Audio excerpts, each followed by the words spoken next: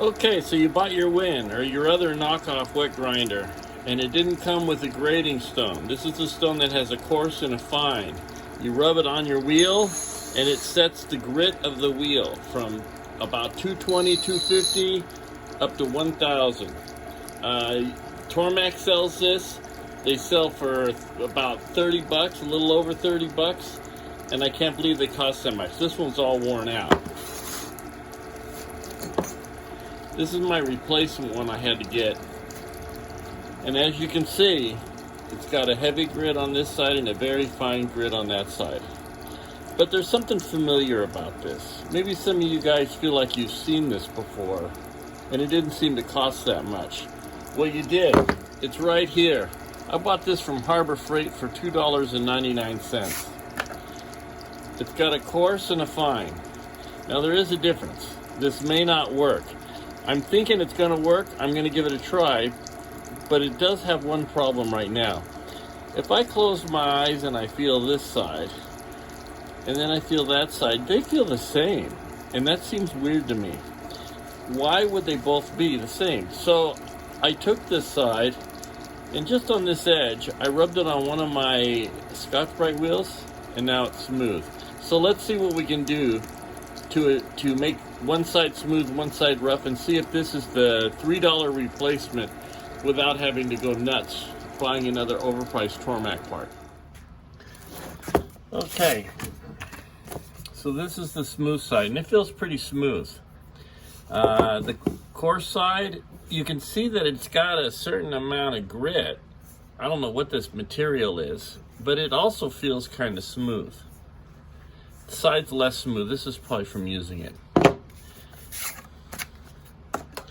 This guy's very rough here, very rough there. You almost can't feel the difference going through them. So I'm thinking that's a manufacturing process, not an example of what the material is. So I've got some 500 grit sandpaper, and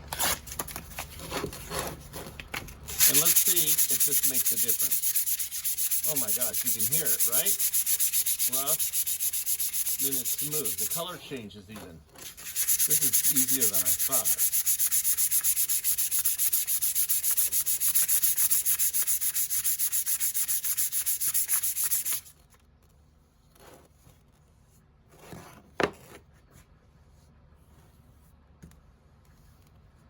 This is a little smoother still.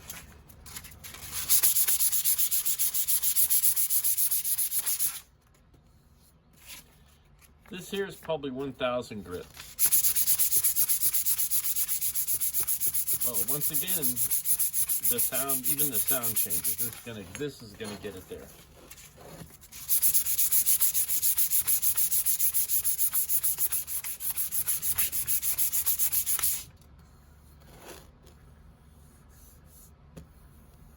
Yeah, that's very similar, very similar. This side's very rough still, that's similar. Okay, let's give it a try and see how it works. So here's what we're gonna do. We're gonna use the Tormek stone as our base. So I'm putting the coarse grind on this wheel.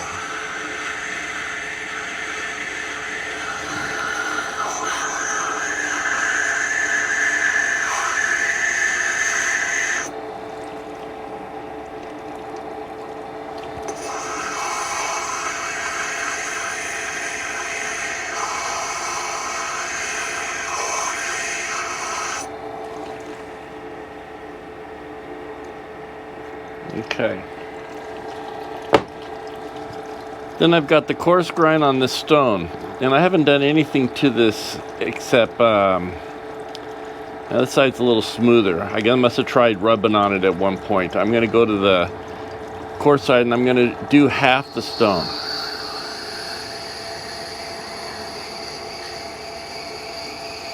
Making sure to get good pressure inside, outside edges of the stone.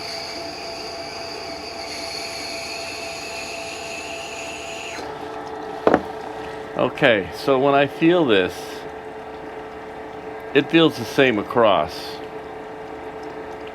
There's a few nuggets here and there, but as I do it more, it goes away. There must be little pieces that are riding around.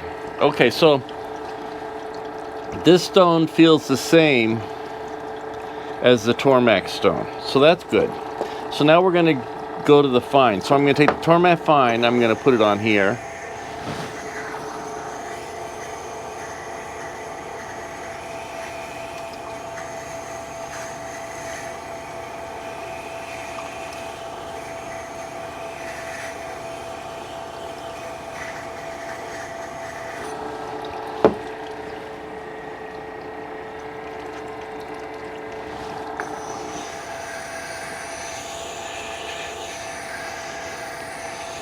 Tormek tells you to do it like this. If you do it like this, you're going to end up with a hole in the middle and steps that are a problem. Yeah, I move around how I use it, trying to keep my stone flatter until I give up on its flatness.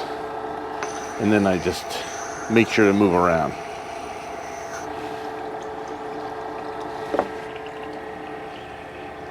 Okay, just so you know, when I first put my hand on it, I feel these really loud nuggets here and there going around. But as I'm rubbing it, that's gone away. So the stone's now smooth. So I'm going to take this side, the smooth side, putting it on the stone on this edge only. We're taking a look at it. Waiting for the sound to change.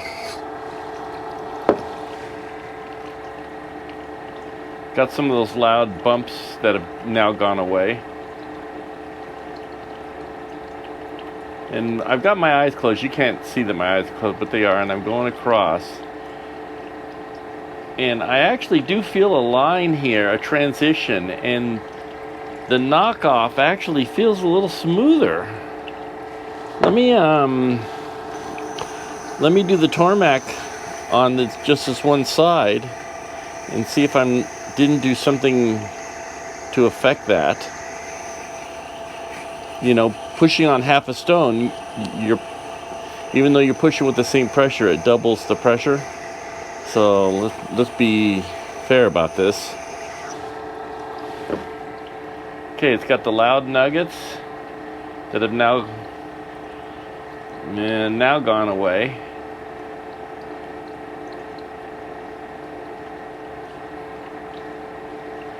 You know, I tell you, if I did this a few more times, I might get a different result. It's very close, but the knockoff stone, the sharpening stone, actually does have a better feel to it than the factory one. Now keep in mind, this is not a Tormek wheel.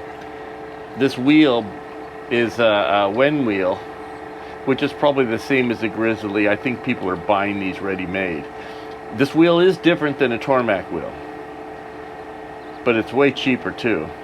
They feel pretty close. I'd say this thing is a success.